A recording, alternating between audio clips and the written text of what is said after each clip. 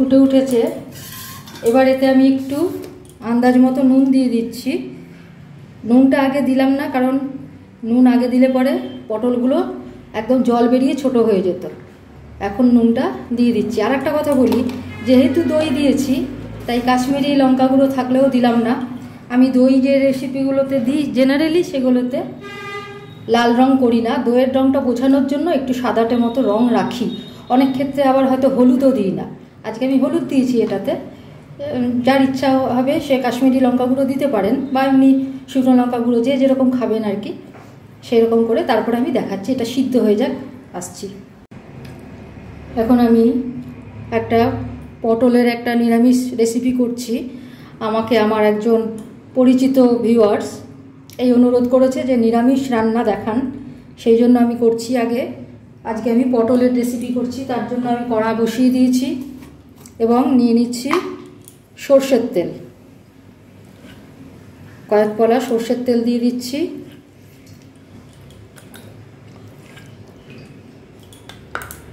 গরম হয়ে গেছে, এতে আমি কিছু চিনাবাদাম ভাজতে দিয়ে দিলাম। কম গরম হওয়া অবস্থাতেই এটা ভাজতে দেবো, তাহলে একটু মটমটে হবে। ভেজে নিয়ে ফিরে আসছি। আমার বাদাম ভাজাগুলো হয়ে গেছে। এবার ওই তেলেতেই আমি দিয়ে দিচ্ছি ধুয়ে রাখা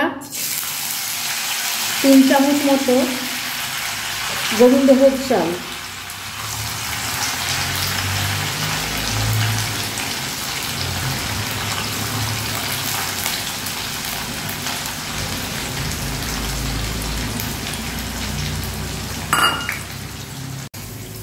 এগুলো আমার ভাজা হয়ে গেছে, তুলে নিচ্ছি।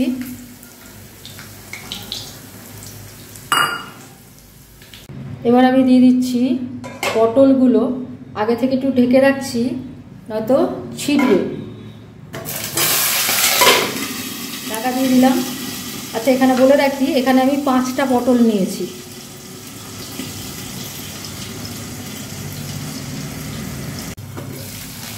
এই যে পটলগুলো ভাজা হচ্ছে, এখন আর অতটা জল ছিটছে না। পটলগুলো আমি একটু হালকা করে ভেজে নেব। পটল ভাজা হয়ে গেছে, এবার আমি এগুলো তুলে নিচ্ছি।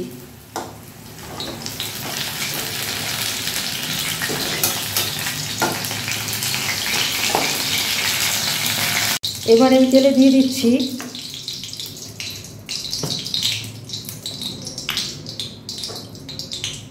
হিং,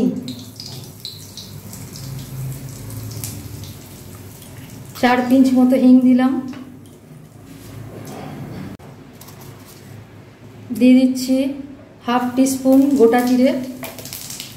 দিয়ে দিচ্ছি একটা তেজপাতা, একটা শুকনো লঙ্কা, একটুখানি নুন দিয়ে দিচ্ছি যাতে না ছেটে।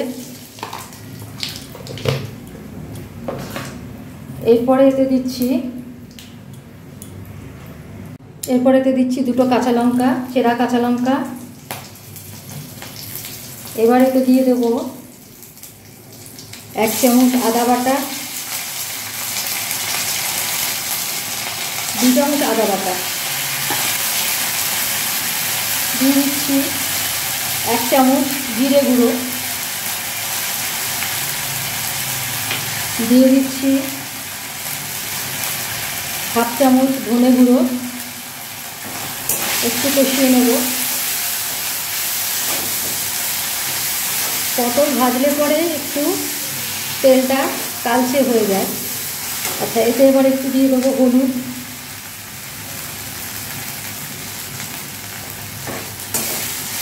1/4 চামচ মতো দিয়ে দিলাম হলুদ। এগুলোতে বেশি ভাজার দরকার নেই। এবার এতে দিয়ে দেবো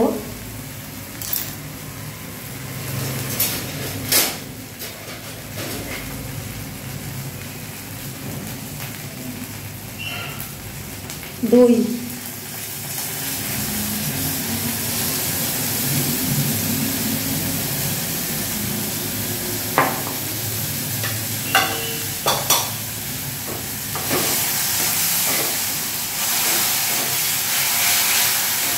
2 চামচ মতো 2 টিস্পুন মতো দই দিয়ে দিলাম।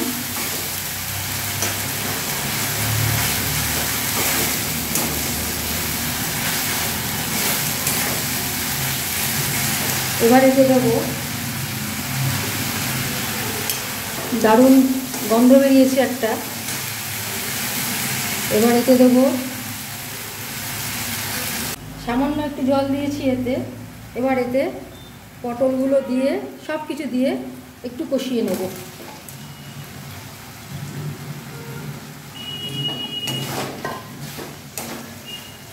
বাদামও দিয়ে দিচ্ছি এতে, সব একসাথে দিয়ে কষিয়ে নিচ্ছি। মশলা মাখিয়ে নিচ্ছি একদম। চাল খুব বেশি কিন্তু দিলে হবে না, ভেদ ভেদে যেন না হয় সেটা দেখতে হবে।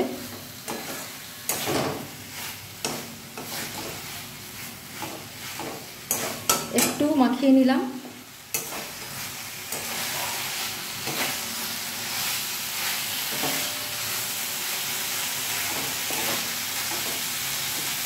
এবার এতে আমি জল ঢেলে দিচ্ছি।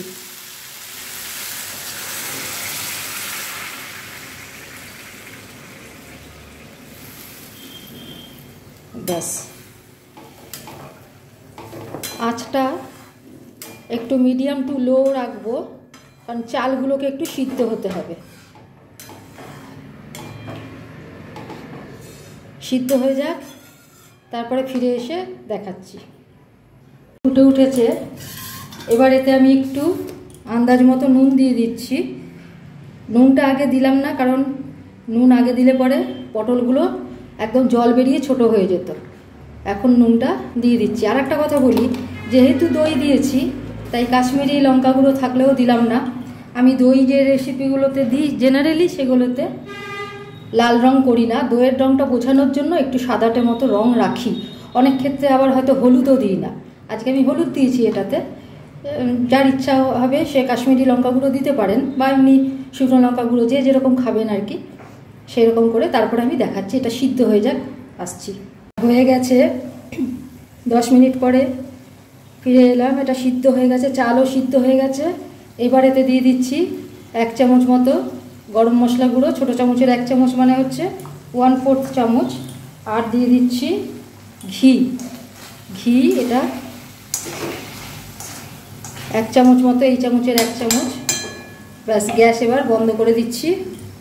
আমার রান্না রেডি টু সার্ভ। এটা চাল পটল বলা যেতে পারে, ঠিক আছে? তো গ্যাস অফ করে দিয়েছি। আজকের মতো রান্না এখানে শেষ। আবার অন্য কোনো রেসিপি নিয়ে কালকে ফিরে আসছি, দেখাচ্ছি। এটা পরিবেশন করে দেখাচ্ছি। আমার নিরামিষ চাল পটল রেডি টু সার্ভ। ধন্যবাদ।